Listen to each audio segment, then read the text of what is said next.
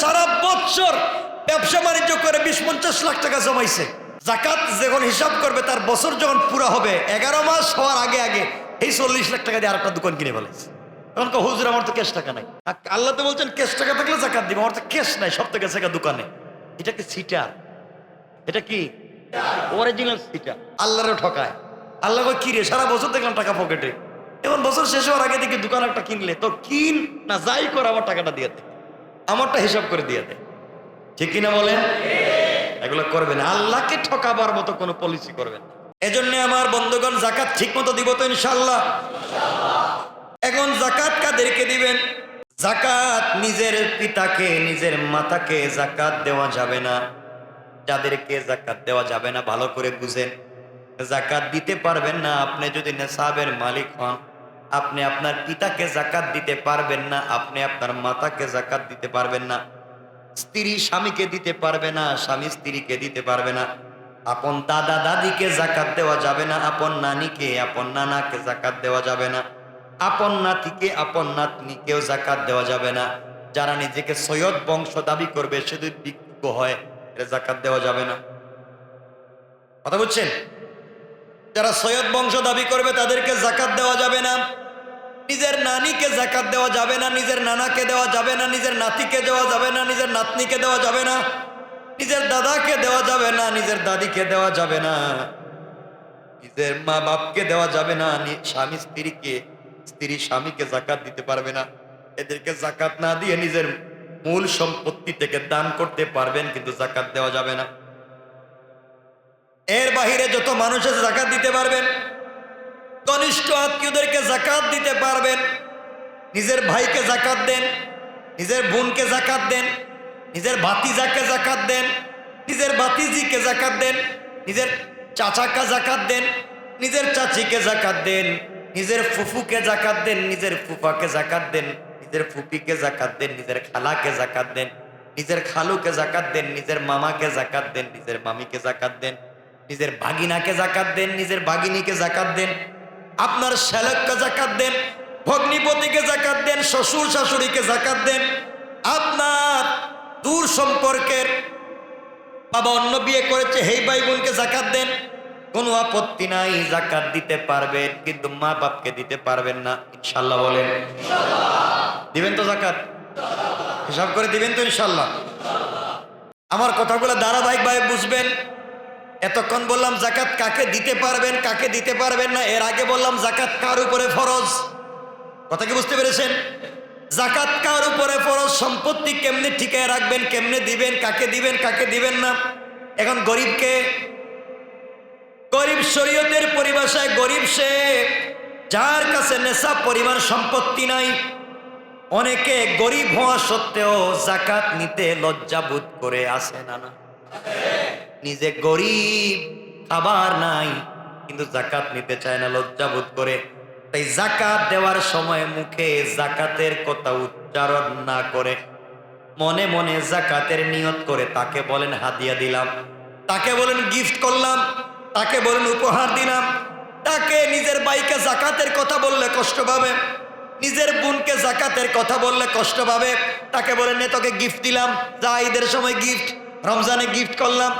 এই কথা বলে আপনি জাকাত যদি নিয়ত করে দিয়ে দেন, আল্লাহ বলছেন ভাইকে দেওয়া হলো, গিফটও দেওয়া হলো, আমি আল্লাহ জাকাতও আদায় করে দিলাম।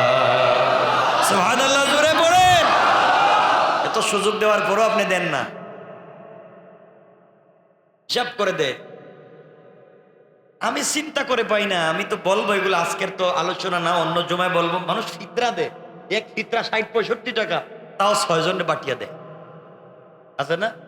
এরা 10 টাকা দেয়, এরা 10 টাকা। কিরে ভাই 6 জনকে 660 টাকা দিলেন, ফিতরা দিলাম। আল্লাহ কো বাটপা 60টা টাকাও বাটিয়ে দিলে, তুই একজনকেও তো দিতে পারতি। কথা বলে না কেন? এগুলো আদায় হবে না, কিন্তু এগুলো শয়তানি। আল্লাহর এভাবে ঠকানো যায় না, সব বুঝেন আল্লাহ। আপনি কি বলতে চান, কি বুঝাতে চান, সব বুঝেন। আমার কথা মনে কষ্ট পাইতেছেন আপনারা? রোজা রাখছি তো আমরা সবাই, এজন্য আবার বেশি কথা বলতে চাই না, আপনারা আবার খারাপ পান কিনে, এজন্য বেশি দূরে যাইতে চাই। এজন্য আমার মুসলমান বন্ধুগণ, আপনি যদি এমন গরিব কাউকে পান, গরিব কোনো মানুষ আপনার কাছে ঋণের জন্য আসছে, তাকে ঋণ দিয়ে দিলেন, সময় মতো ঋণ দিতে পারতেছেন, আপনি জাকাতের নিয়ত করে দিয়ে দেন, ঋণও দেওয়া হয়ে যাবে, জাকাতও দেওয়া হয়ে যাবে। কোনোদিন সে যদি ফিরাইয়া আপনার কাছে টাকাগুলা আবার এনে দেয়, আপনি সাথে সাথে অন্য কাউকে দিয়ে দিবেন, আপনার ডাবল জাকাত আদায় হয়ে যাবে। গরিবকে সহযোগিতাও হলো, জাকাতও দেওয়া হলো। গরিবও মনে মনে চিন্তা করলো, হারে যা, যারা কাছে গেছিলাম শান্তি পাইলাম, যা টাকা আনছিলাম এখন আর খুঁজে না, চায় না। ফতোয়া আলমগিরি 1 নম্বর খণ্ড 71 নম্বর পৃষ্ঠা, ফতোয়া রহিমিয়া 3 নম্বর খণ্ড 112 নম্বর পৃষ্ঠা। এই জন্যে গরিবকে ঋণ দিলে জাকাত যদি জাকাতের টাকা থেকে দিতে পারবেন, ফিরে পাওয়ার আশা করবেন না। নিজের ভাই বোন আত্মীয় স্বজনকে জাকাত না বলে টাকা দিতে পারবেন, হাদিয়া বলে হয়ে যাবে। এখন কথা হলো, আপনারা প্রশ্ন করবেন, হুজুর আমরা কি লিল্লাহ বোর্ডিং এতিমখানা দিতে পারবো? হ্যাঁ, এতিমখানা থেকে দেখবেন কাগজ নিয়ে ঘুরতেছে, লিল্লাহ বোর্ডিং থেকে দেন, আপত্তি নেই, দেন দেন, নিয়মটা বলে দিন। লিল্লাহ বোর্ডিং এ জাকাত দিলে ছাত্রদেরকে বাড়িতে ডেকে এনে দিবেন, অথবা যেই হুজুরের কাছে দিবেন এই হুজুরকে বলবেন আপনি 10 জন ছাত্রের লিস্টের ঠিকানা দেন, এই 10 জনের পুরা খরচ আমি দিলাম। হুজুর আপনার কাছ থেকে জাকাতের ফান্ডে কাটে টাকা নিয়ে গেল, নিয়ে হুজুরদের বেতন দেয়। কথা বলেন না কেন? আরো জোরে বলেন। আপনার কাছ থেকে জাকাতের টাকা নিছে, নিয়ে মাদ্রাসার ছাদ বানাইতেছে। হ্যাঁ, হারাম, বলে নেওয়া লাগবে। জাকাত পাবলিকের ব্যক্তিগত হক, আপনি একজনকে মালিক বানাইয়া দিতে হবে। জাকাত একজনের মালিকানা সম্পত্তি, এই জন্য জাকাত যাকে দিবেন তাকে মালিক বানাইয়া দিবেন, ব্যাক করবার আশা করবেন না। এই টাকা নিজের ইচ্ছা মতো খরচ করতে পারবেন না। এই জন্য আপনি জাকাত দিলেন বাচ্চাদেরকে, হুজুর সব বাচ্চারা জানেও না তারে কেউ জাকাত দিছেনি, হুজুর এই টাকা দিয়ে অন্য জায়গায় খরচ করে। কথা বলেন না কেন? আমি তো হুজুর, আমি কথাগুলো বলতেছি ভালো করে বোঝার জন্য, জাকাত আদায় হবে না, গুনাহ হয়ে যাবে। এজন্যে যদি লিল্লাহ বোর্ডিং এ আপনি জাকাত দিতে হয়, বাচ্চাদেরকে ডেকে এনে, অথবা যেই হুজুরকে দিবেন তাকে বলবেন আমি 10টা বাচ্চাকে এই প্রত্যেকজনকে একটা একটা করে জাকাত দিলাম, তাদের এই মাসের এই দিনের খাবারের খরচ, বোর্ডিং খরচ, ভাড়া খরচ সব আমি দিয়ে দিলাম, নেন আপনার কাগজ থেকে ওদের নাম ঠিকানা কাইটা দেন। কথা বুঝেন নাই? এভাবে করে দিবেন।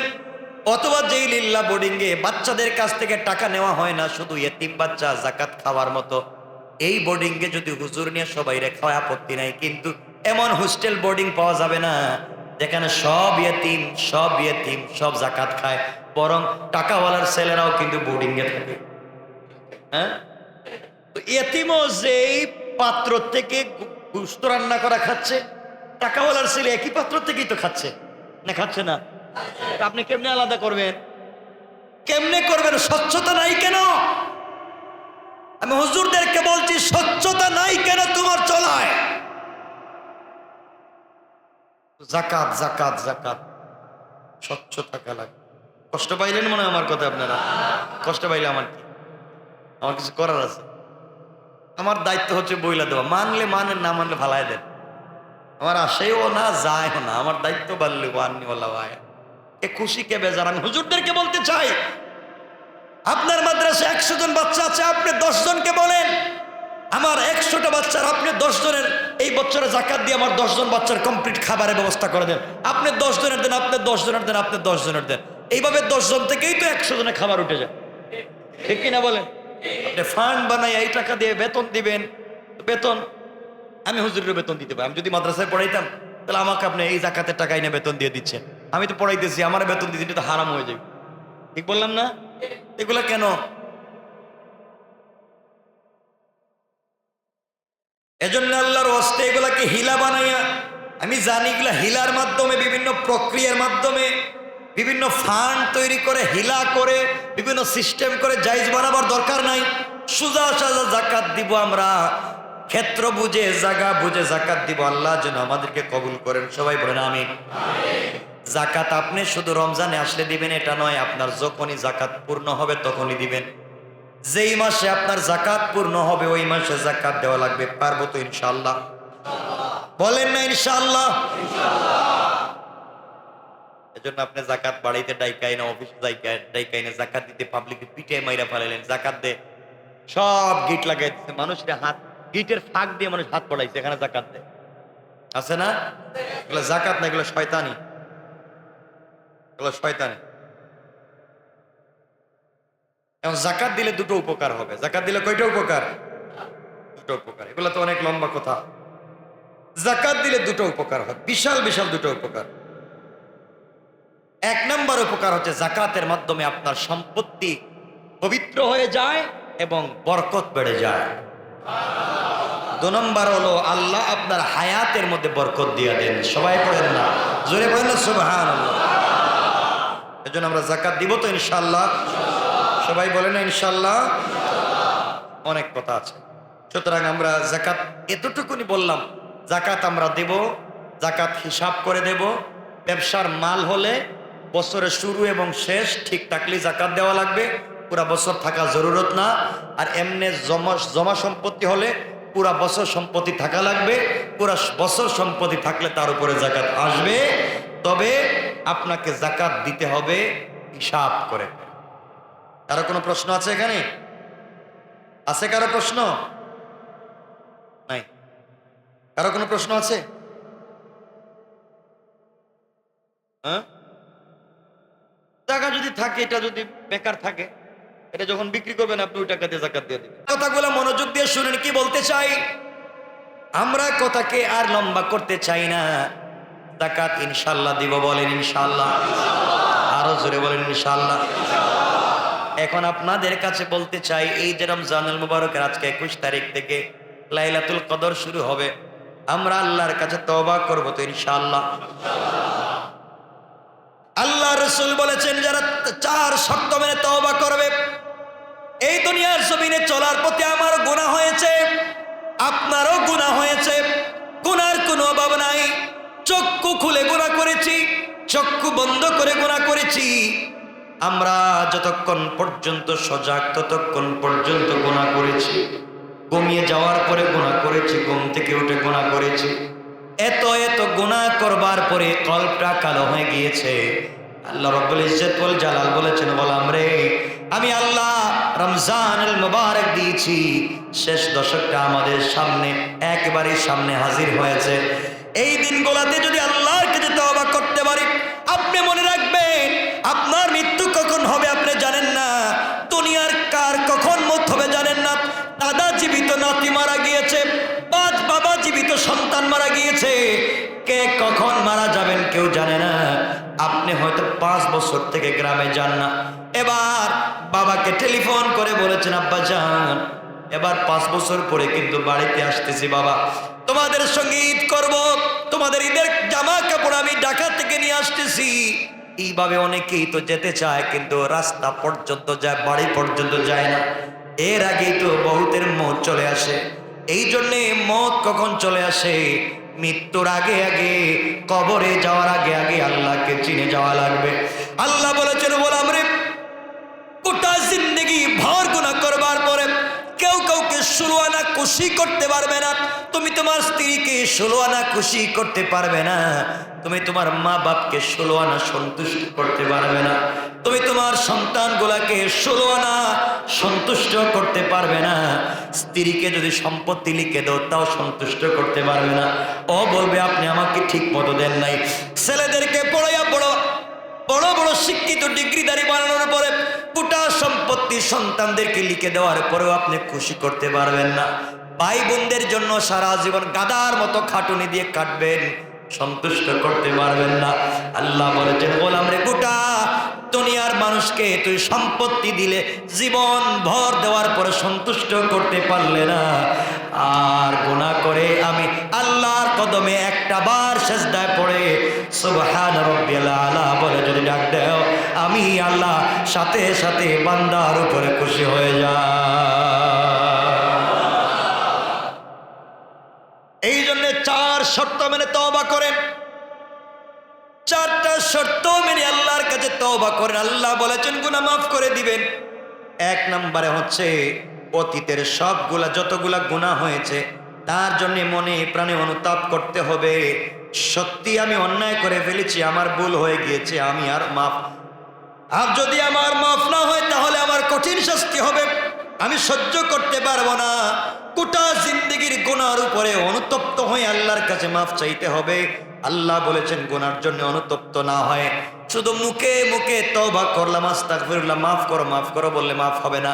গোটা জিন্দেগির গুনার উপরে যারা অনুতপ্ত হয়ে যায় আল্লাহ বলেছেন তাদেরকে আমি মাফ করে দে।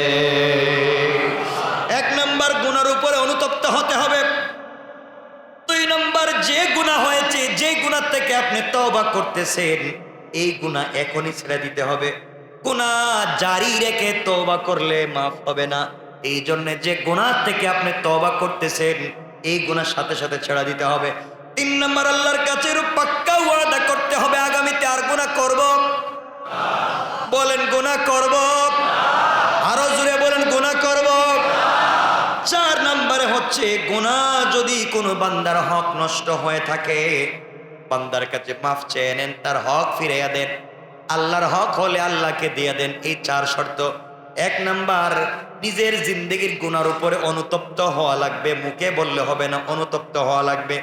দুই নাম্বার, যে গুনাহ থেকে তওবা করবে গুনাহ ছেড়ে দিতে হবে, জারি রাখা যাবে না। তিন নাম্বার হলো পাক্কা ওয়াদা করতে হবে আগামীতে এই গুনাহ করব না। চার নাম্বার হলো এই গুনাহ যদি কোনো বান্দার হক হয় তাকে ফিরিয়ে দিতে হবে, আল্লাহর হক হলে আল্লাহকে দিতে হবে। এইভাবে চার শর্ত মেনে কেউ যদি তওবা করে আল্লাহ বলছেন তওবা করতে দেরি হবে, আমি গোলামকে মায়ের পেট থেকে জন্ম নিলে যেইভাবে মাসুম বেগুনাহ হয়ে যায় আমি আল্লাহ ওভাবে বানাইয়া দে। এজন্য আমার বন্ধুগণ আল্লাহ রাসূল মুসনাদে আহমদের হাদিসে বলেছেন সালাসাতুল্লাহ তুরাদ্দু দাওয়াতুহুম আস-সাইমু হাত্তা ইফতির ওয়াল ইমামুল আদিলু ওয়া দাওয়াতুল মাজলুম। আল্লাহ রাসূল বলেছেন তিন প্রকার লোকের দোয়া কখনো বৃথা যায় না। এক নাম্বার হলো রোজাদার, যতক্ষণ না ইফতার করেছে ততক্ষণ পর্যন্ত, যতক্ষণ রোজা রাখবে ইফতারের আগ পর্যন্ত রোজাদার আল্লাহর দরবারে হাত উঠাইয়া যা চাইবে আল্লাহ বলছেন 70 গুণ বাড়াইয়া দেওয়ার ওয়াদা দিলাম। সুবহানাল্লাহ, জোরে পড়েন। আল্লাহর ইজ্জতুল জালাল হাবিব বলেছেন as-সাইমু হাত্তা ইফতির, ওই রোজাদার যতক্ষণ পর্যন্ত ইফতার করবে না ততক্ষণ পর্যন্ত তার দোয়া কবুল হতে থাকে। আল্লাহর রাসূল বলেছেন রোজাদার যখন রোজা রাখে সমুদ্রের মাছ দুই পাথরের চিপায় পড়ে আছে পিপিলিকা, ওই পিপিলিকা সমুদ্রের মাছ পর্যন্ত রোজাদারের জন্য আল্লাহর দরবারে দোয়া করে যায়। এই জন্য আমার বন্ধুগণ যারা রোজা রেখেছেন আল্লাহর কাছে বেশি বেশি করে দোয়া করবেন। রোজাদের দোয়াকে আল্লাহ ফিরাইয়া দেন না, ইসেরির সময় দোয়াকে ফিরাইয়া দেন না, ইফতারের সময় দোয়াকে ফিরাইয়া দেন না। আল্লাহ বলছেন আমি যত বড় রাগ করি না কেন আমার গোলাম যখন ইফতার সামনে নিয়ে বসে যায়, ইফতারের সামনে নিয়ে বসে যায় তখন আমি আল্লাহ সাথে সাথে আমার গোলামকে মাফ করে দে। সুবহানাল্লাহ, জোরে পড়েন। এরশাদ হচ্ছে আমার আল্লাহ রাব্বুল ইজ্জত ওয়াল জালাল বলছেন ইন্না লিল্লাহি তাবারাকা ওয়া তাআলা। মনে রাখবেন আল্লাহ রাসূল বলেছেন আত-তারগীব ওয়াত তারহিব, এই জায়গায় বলছে ইন্না লিল্লাহি তাবারাকা ওয়া তাআলা উতাকাউ ফি কুল্লি ইয়াউমিন ওয়া লাইলাতিন ইয়ানি ফি রমাদান ওয়া ইন্না লিকুল্লি মুসলিমিন ফি কুল্লি ইয়াউমিন ওয়া লাইলাতিন দাওয়াতুন মুস্তাজাবাতুন। রমজানের প্রতিটি দিনে এবং প্রত্যেকটা রাতে আল্লাহ পাক জাহান্নাম থেকে অনেক কয়েদীদেরকে মুক্তি দিয়া দেন, যারা লিস্টেড রেজিস্ট্রারিকৃত অনন্তকাল আজীবনের মতো জাহান্নামী। আল্লাহ প্রত্যেকটা রমজানের দিনে এবং রাতে কোটি কোটি এমন কয়েদীদেরকে বিনা হিসাবে বেকসুর খালাস করে দেয়। এরপর আল্লাহ বলছেন ফি কুল্লি ইয়াউমিন ওয়া লাইলাতিন ইয়ানি ফি রমাদান ওয়া ইন্না লিকুল্লি মুসলিমিন ফি কুল্লি ইয়াউমিন ওয়া লাইলাতিন দাওয়াতুন মুস্তাজাবাতুন। আল্লাহ রাসূল বলছেন প্রতিটি রাতে এবং দিনে প্রত্যেক মুসলমান নরনারীর একটি করে আল্লাহ দোয়া কবুল করেন। কান সুবহানাল্লাহ। একটা করে আল্লাহ দোয়া কবুল করেন। এই জন্যে প্রত্যেক রোজাদারের একটা করে আল্লাহ দোয়া প্রত্যেক দিন কবুল করেন। ইফতারের সময়, সেহরির সময়। ও ভাই, আপনাদের পায়ে ধরে বলছি, এই জন্য যারা রোজাদার, আপনি ইফতারের সময় ইফতার সামনে নিয়ে দোয়া করেন, সেহরির সময় সেহরি খেয়ে দোয়া করেন। আল্লাহ বলছেন, আল্লাহ তার দোয়াকে কখনো ফিরাইয়া দিবেন না। সুবহানাল্লাহ বলেন। বান্দার দোয়া 3 ভাবে কবুল হয়। কয় ভাবে বলেন না? 1 নাম্বার, বান্দা যে জিনিসটা আল্লাহর কাছে চায় সেই জিনিসটা সরাসরি আল্লাহ দেন। তখন বান্দা মনে করে তার দোয়া কবুল হয়েছে। আপনি আল্লাহর কাছে বলছেন, আল্লাহ আল্লাহ আমার একটা পাঞ্জাবি দাও। দেখলেন সকাল একটা পাঞ্জাবি পেয়ে গেছে। আল্লাহ আমার 500 টাকা দাও। দেখলেন কে আপনার 500 টাকা দিয়েছে। মাশাআল্লাহ, আমি তো বহুত বড় বুজুর্গ, আমার দোয়া সরাসরি কবুল হয়ে গেছে, 500 টাকা পাই। মানুষ খুশি হয়ে যায় সরাসরি কিছু পাইলে। বান্দার দোয়া আল্লাহ 3 ভাবে কবুল করেন। 1 নাম্বার, বান্দা যা চায় সরাসরি তাই দেন। 2 নাম্বার হলো, বান্দা যে জিনিসটা চায় সেই জিনিসটা আল্লাহ না দিয়ে অন্য একটা জিনিস তাকে দিয়ে দেন। এই চাওয়া জিনিসটাও তার ভিতরে দিয়ে দেন, অন্তর্ভুক্ত করে আল্লাহ দিয়ে দেন। যেমন একজন ব্যক্তি আপনার কাছে এসে বলছে, হুজুর আমাকে 100 টাকা দেন, আজকে আমি ইফতার করতে পারি নাই, ভাই আমাকে 100 টাকা দেন, সেহরিতে নাই। আপনি বলেন আপনার নাম ঠিকানা জানলেন, জানার পড়লে তাকে 100 টাকা দিলেন না, না দিয়া পকেট থেকে কাগজ বের করে কলম দিয়ে কি যেন লিখলেন, কাগজটা লিখে তার হাতে দিয়া বলুন নিয়ে চলে যাও। ওই লোকটা যদি মূর্খ হয় বলবে, আমি চাইলাম 100 টাকা, আমারে দিল কাগজ। কি বলেন? পালাই দিব না পকেটে রাখবো? হ্যাঁ, চাইলাম 100 টাকা, আমারে দিছে কাগজ, পালাই দিব। আর যদি শিক্ষিত হয় তাহলে এখানে লেখা দেখবে, লেখা আছে, এই পাশের দোকানের বল্টু, আমি একজন লোককে একটা কাগজ দিয়ে পাঠাইতেছি, ওই কাগজটা তোর কাছে রাইখা দে, এবং প্রত্যেক মাসের 1 তারিখে ওর পুরা মাসের খরচটা তার ঘরে পৌঁছায় দেয়। শিক্ষিত যদি লোক হয় তাহলে দেখবো, চাইলাম 100 টাকা, পাইলাম পুরা মাসের খরচ, চাইলাম ছোট, পাইলাম। সুবহানাল্লাহ বলেন না? আরো জোরে বলেন না সুবহানাল্লাহ। যে জিনিসটা চাইলো এই জিনিসটা কি তার ভিতরে আছে না নাই? কিছু বলেন না কেন? এর একটা জ্বলন্ত প্রমাণ দিয়ে আমরা আলোচনাকে সংক্ষেপ করব। আমার মুসলমান বন্ধুগণ, গভীর মনোযোগ। আল্লাহর পয়গম্বর মুসা আলাইহিস সালাতু ওয়াস সালাম যখন তিনি মাদাইন থেকে শুআয়ব পয়গম্বরের মেয়ে সাফুরাকে বিয়ে করে বাড়িতে নিয়ে আসতেছেন, আবার তিনি চলে আসতেছেন মিশরে, বাড়িতে আসবেন। দীর্ঘদিন তিনি মাদিয়ান অথবা মাদাইনে শুআয়ব পয়গম্বরের মেয়ে সাফুরাকে বিয়ে করেছিলেন। ওখানে থাকবার পরে স্ত্রী বাচ্চা নিয়ে বাড়িতে আসতেছেন। স্ত্রী ছিলেন প্রেগনেন্ট, প্রসূতি। এই স্ত্রীকে নিয়ে রাস্তায় আসার প্রতি প্রচন্ড শীতের মধ্যে হাড় কাঁপানো ঠান্ডার মধ্যে পড়ে গেলেন। মুসা আলাইহিস সালাম আল্লাহর কাছে দোয়া করতে লাগলেন, আল্লাহ তাআলা, গভীর রাত্র 10-15 বছর পরে নিজের বাড়িতে যাই, রাস্তাও চিনি না, রাস্তা ভুলে গিয়েছি, অন্ধকার রাত্র, অনেক কুয়াশা পড়েছে, অনেক ঠান্ডা পড়েছে, রাত্র রাস্তা চিনি না, আমার বাচ্চারা ঠান্ডায় মরে যায়, আমার স্ত্রী প্রসূতি, আয় আল্লাহ তাআলা, আমার ছোট্ট বাচ্চা মাত্র জন্ম নিয়েছে, বাচ্চাটা মরে যাচ্ছে ঠান্ডায়, স্ত্রীও মরে যাচ্ছে, রাস্তাও চিনি না, আগুন পোহাবার মতো, তাপ দেওয়ার মতো কোনো আগুনও পাই না, আয় আল্লাহ আমি কোথায় যাব?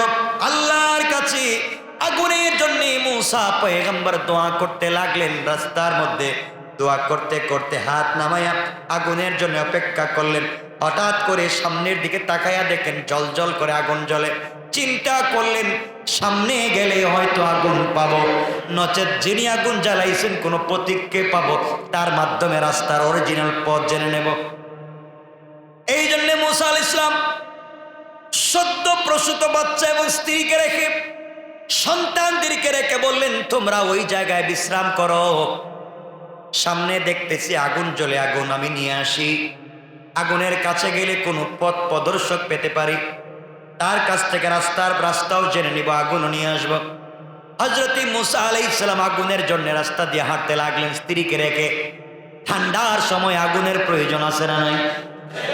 আজ ঠান্ডার সময় বাচ্চাকে তাপ দিতে হবে, স্ত্রীকে আগুন পোহাতে হবে, এই জন্য তিনি আগুনের জন্য রাস্তা দিয়ে যান। কিছু দূর যাওয়ার পরে তিনি যখন তুরে সায়না, তুর পাহাড়ের কাছে পৌঁছে গেলেন, ওখানে গিয়ে দেখেন পাহাড়ের উপরে আগুন জ্বলতেছে। আগুন জ্বলতেছে, তিনি মনে করলেন নিশ্চয় আগুন যেহেতু জ্বলে, আগুন জ্বালানেওয়ালা একজন আছে না নাই? জোরে বলেন আছে না নাই? তিনি চিন্তা করেন এখানে কোনো লোক আছে, তার কাছে গেলে আমি আগুন নিয়ে আসতে পারবো, রাস্তাও খুঁজে পাবো। পাহাড়ের উপরে উঠতে লাগলেন। উপরে উঠে কাছাকাছি গিয়ে দেখেন কাঁচা গাছের কাঁচা পাতায় আগুন জ্বলে, কিন্তু পাতা জ্বলে না। সুবহানাল্লাহ, একটু জোরে পড়েন। মুসা আলাইহিস সালাম আশ্চর্য হয়ে বললেন আমি তো আগুন নিতে আসছি, কাঁচা গাছে আগুন জ্বলে, পাতা জ্বলে না। ওখানে গিয়ে আগুন আনতে গেলেন। যাওয়ার পরে তিনি যখন আগুন আনার জন্য হাত দিবেন, আওয়াজ হলো 20 নম্বর সূরা, সূরা তাহার 11 থেকে 14 নম্বর আয়াতে আল্লাহ বলছেন, আমার আল্লাহ বলেন ফালাম্মা তাহানু দিয়া ইয়া মূসা ইন্নী আনা রাব্বুকা ফাখলা'না আলাইকা ইন্নাকা বিল ওয়াদিল মুকদ্দাসি তুওয়া ওয়া আনা اخترتك فاستمع لما يوحى إنني أنا الله الله أكبر আওয়াজ হলো। হযরত মূসা যখন আগুনের কাছে পৌঁছে গেলেন, আওয়াজ হলো, তাকে কে যেন আগুনের ভিতর থেকে ডাক দিয়ে বলছে, হে মূসা ইন্নী আনা রাব্বুক, আমি তোমার রব। সুতরাং তুমি যে আগুনের জন্য এসেছো, আমি তোমার রব, তোমাকে বলছি ফাখলা'না আলাইকা, তুমি তোমার পায়ের জুতা খোলো, জুতা খুলে তুরে সায়না ইন্নাকা বিল ওয়াদিল মুকদ্দাসি তুওয়া, এটা পবিত্র পাহাড়, জুতা খুলে এখানে উঠো। মূসা পাদুকা খুলে জুতা খুলে এখানে আসো, কারণ তুমি পবিত্র উপত্যকায় এসেছো। আর এই মুহূর্তে ও আনাখতারতুকা ফাসতামি লিমা ইউহা, মনোযোগ দিয়া শোনো রে মূসা, তুমি আসছিলা দুনিয়ার আগুন নিতে, আর আমি আল্লাহ তোমাকে ওয়াহির মতো আগুন দিয়ে দিলাম। সুবহানাল্লাহ, জোরে পড়েন।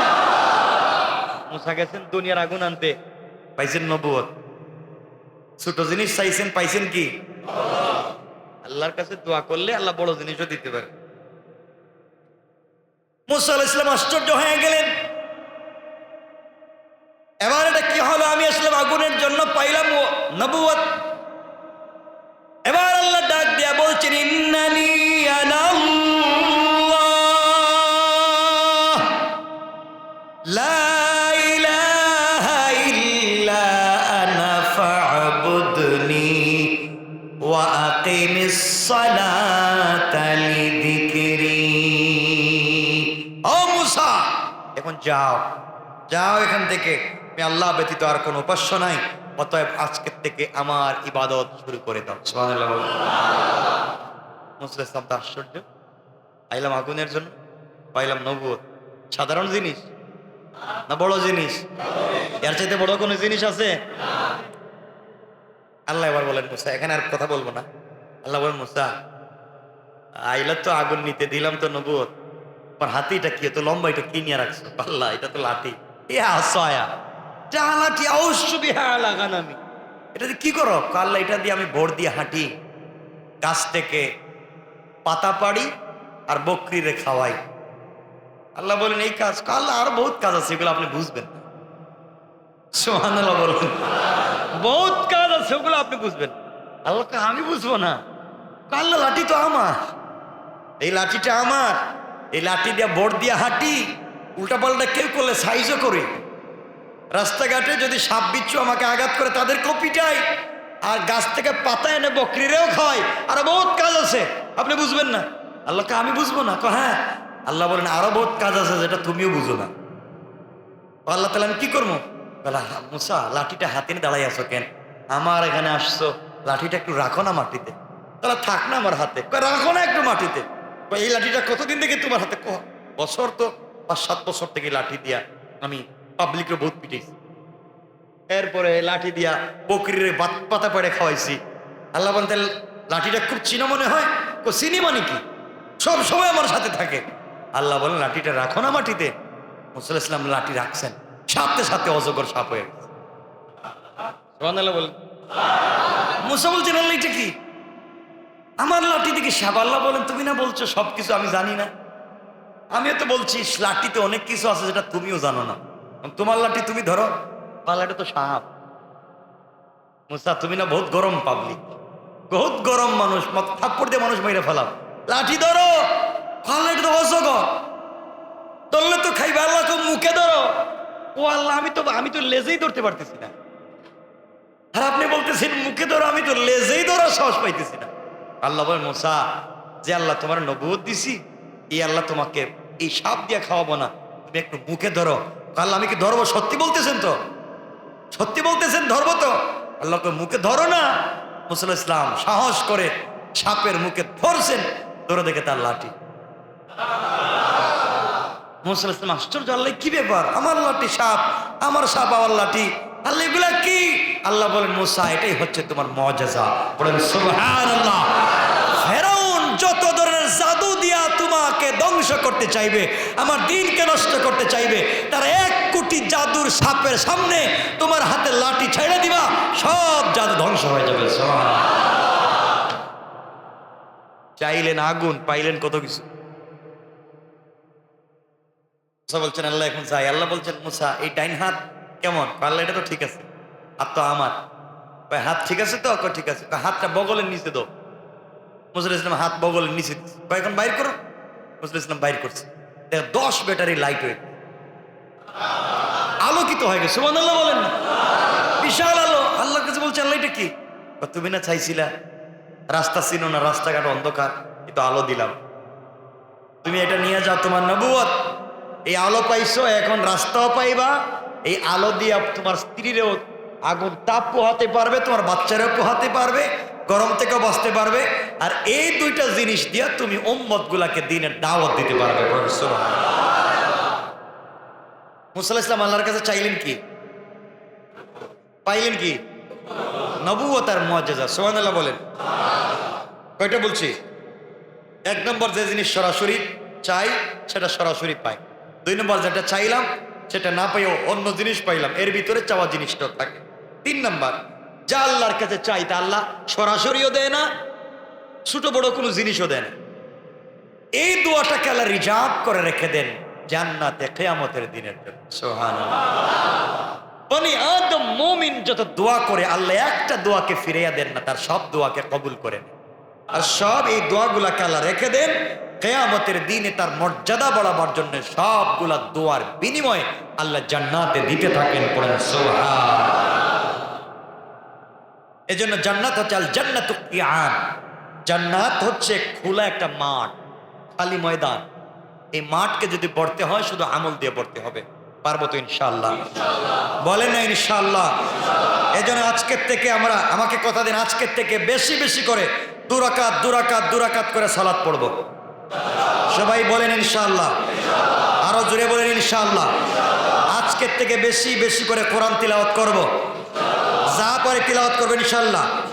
বেশি বেশি করে তাসবিহ পড়ব। সবাই বলেন ইনশাআল্লাহ? বেশি বেশি করে জিকির করব, বেশি বেশি করে ইস্তেগফার করব। হযরত আয়েশার বাতানো দোয়া আল্লাহুম্মা ইন্নাকা আফুউন কারীম তুহিব্বুল আফওয়া ফাআফু আন্নি পড়ব তো ইনশাআল্লাহ। বেশি বেশি করে তওবা করব ইনশাআল্লাহ। বেশি বেশি করে দান করব ইনশাআল্লাহ। 1 টাকা হলে দান করেন, 1 টাকা 2 টাকা 5 টাকা যে যেভাবে পারেন দান করেন, গরিবকে সহযোগিতা করবেন ইনশাআল্লাহ। আল্লাহ আমাদের সবাইকে কবুল করুক। সবাই জুড়ে পড়েন আমিন। এই রমজান চলে যাচ্ছে, আজ না হয় কাল মরে যাব। কি নিয়ে কবরে যাবেন? সব দুনিয়ার ধোঁকা, দুনিয়ার যা আছে সব ধোঁকা। আপনি যত ভালো কাজ করেন কেউ আপনার প্রশংসা করবেন। আপনি একটা খারাপ কাজ করেন সবাই হাসবে। একজন টিচার স্কুলে নামতা লিখতেছেন, 9 × 9 = 9 × 18, 3 9 27, এভাবে লিখতে লিখতে 3 9 9 কত? হ্যাঁ কত? 81, 81 না লেগে তিনি লিখে ফেলছেন 70। সবাই স্কুলের ছাত্ররা হাসি শুরু, সবাই হাসতেছে। তিনি ধমক দিয়ে বলে, হাসতেছো কেন? স্যার এটা একটা সহজ জিনিস, আপনি লিখবেন 81, আপনি লিখছেন 70, এর জন্য হাসছো? হাসবো না কেন? তিনি বলেন, দেখো আমি এর উপরে 8টা নামতা ঠিক মতো লিখেছি, তোমরা আমাকে একটা করতালিও দেও নাই, তোমরা আমাকে ভালোবাসো নাই, আমার জন্য প্রশংসা করো নাই, আর একটা ভুল কাজ করছি সবাই হাসতেছে।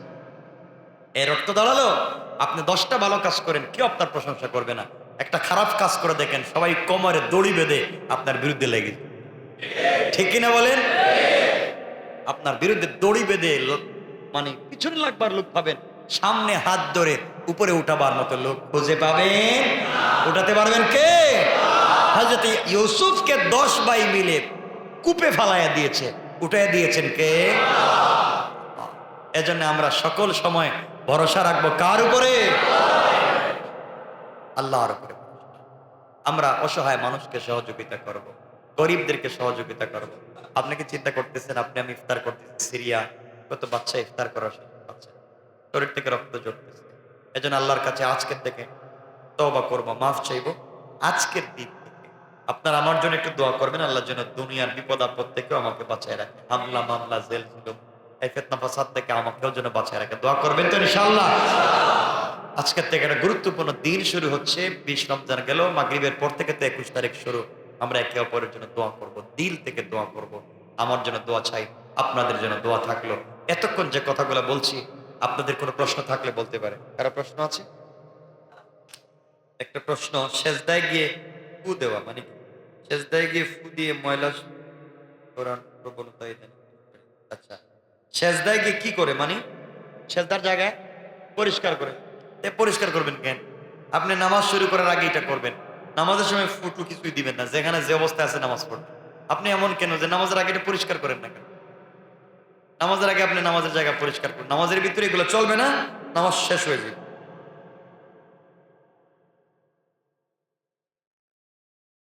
কানে মুখে আচ্ছা, বুঝতে পারছি। এগুলা করা যাবে না, এগুলা করা ঠিক না। ঠিক আছে তো ইনশাল্লাহ? ইনশাল্লাহ। এখন এতক্ষণ থাকলো আমরা ফিতনা সম্পর্কে কথা বললাম না, আমরা যেহেতু ফিতনার উপরে কথা বললে হবে, এজন্য আজকে এখানে রেখে দিলাম।